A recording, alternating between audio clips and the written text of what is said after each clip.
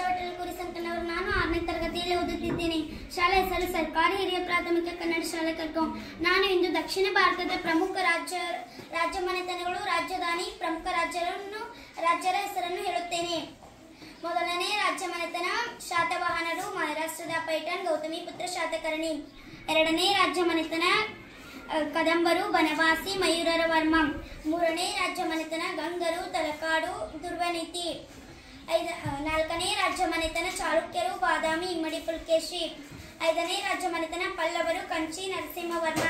ಆರನೇ ರಾಜ್ಯ ಮನೆತನ ರಾಷ್ಟ್ರಕೂಟರು, ಮಾನ್ಯಕೇಡ, ಅಮೋಘ ವರ್ಷ, ನೃಪತುಂಗ. ಏಳನೇ ರಾಜ್ಯ ಮನೆತನ ಕಲ್ಯಾಣಿ, ಚಾಲುಕ್ಯರು, ಬಸವ ಕಲ್ಯಾಣ, 6ನೇ ವಿಕ್ರಮಾದಿತ್ಯ. ಎಂಟನೇ ರಾಜ್ಯ ಮನೆತನ ಹೊಯ್ಸಳರು, ದ್ವಾರ ಸಮುದ್ರ, ವಿಷ್ಣುವರ್ಧನ. 9ನೇ ರಾಜ್ಯ ಮನೆತನ ಚೋಳರು, ತಮಿಳುನಾಡಿನ ತಂಜಾವೂರು, ರಾಜ ಚೋಳ. ಧನ್ಯವಾದ.